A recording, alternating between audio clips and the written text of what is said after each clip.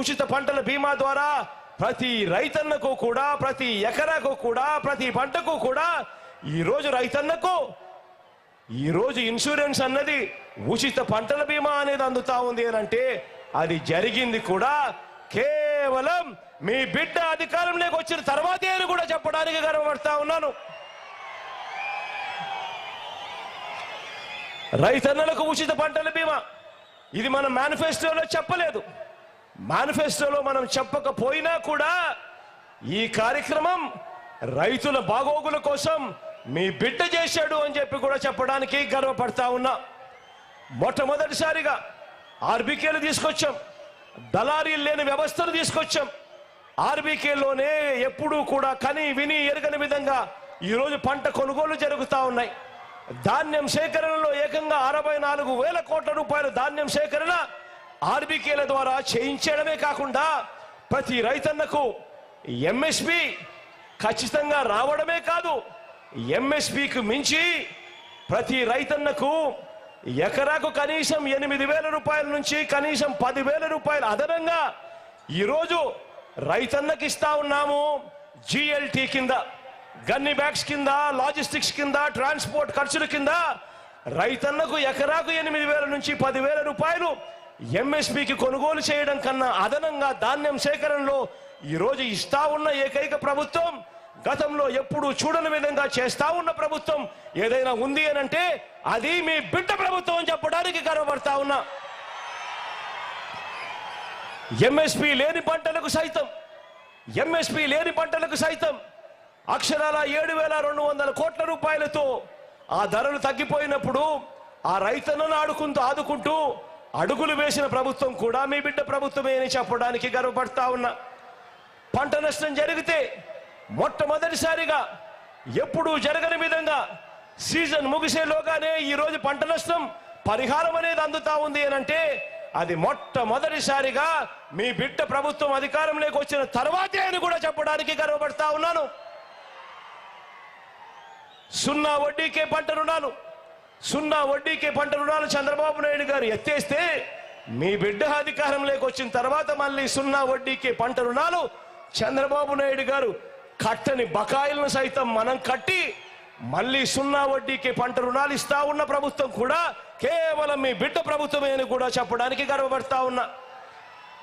ఎప్పుడూ జరగని విధంగా, రాష్ట్ర చరిత్రలో ఎప్పుడు చూడని విధంగా ఏకంగా 35 లక్షల ఎకరాల మీద శాశ్వత భూ హక్కులు కల్పించింది ఎవరు అని అంటే అది మీ బిడ్డ ప్రభుత్వమే అని కూడా ఈ సందర్భంగా చెప్తా ఉన్నాను గర్వంగా.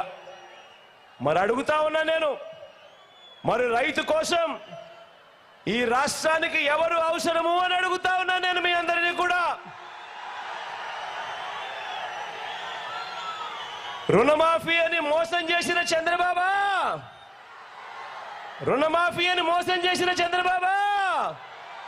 రెండు చేతులు పైకెత్తాల, ఇలా ఇలా ఇలా ఇలా ఇలా ఇలా ఇలా ఇలా ఇలా ఇలా ఇలా ఇలా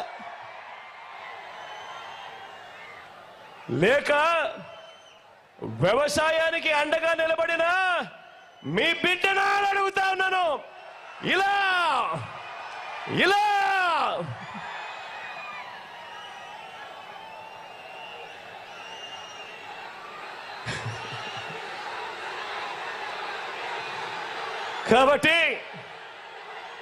కాబట్టి బాబు రైతుల విషయంలో వాళ్ళు ఇచ్చేది బోగస్ రిపోర్ట్, మీ జగన్ ఇస్తున్నది ప్రోగ్రెస్ రిపోర్ట్.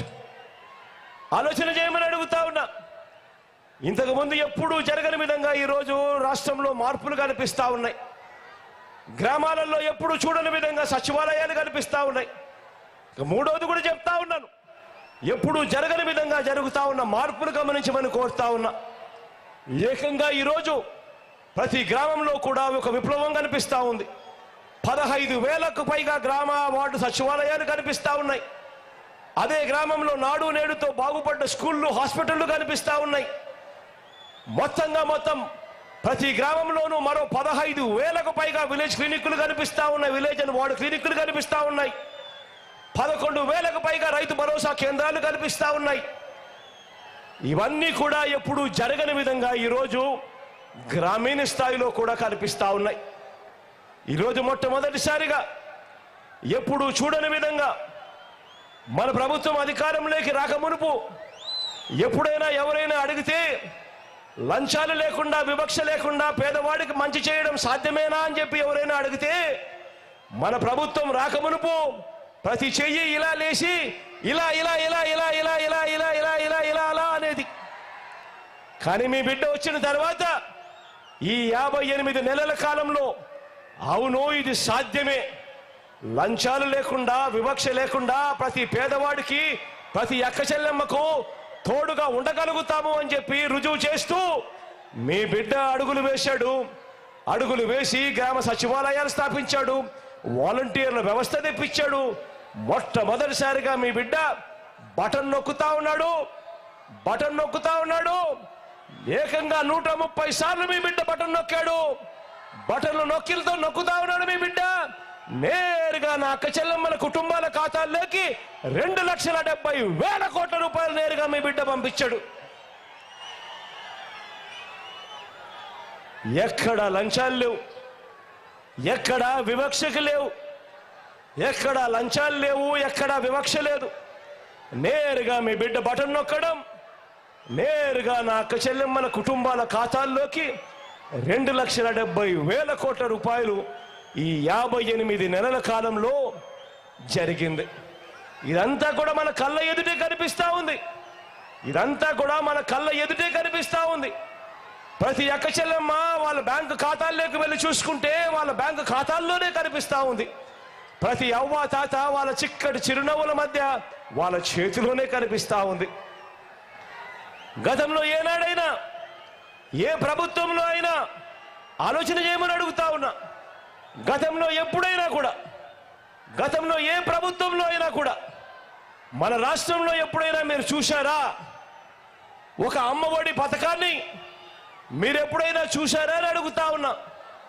ఒక అమ్మఒడి పథకాన్ని గతంలో ఎప్పుడైనా చూశారా అని అడుగుతా ఉన్నాను. ఇలా ఇలా ఇలా ఇలా ఇలా ఇలా ఇలా రాష్ట్రంలో ఒక పూర్తి ఫీజులు కడుతూ విద్యా దీవెన, వసతి దీవెన,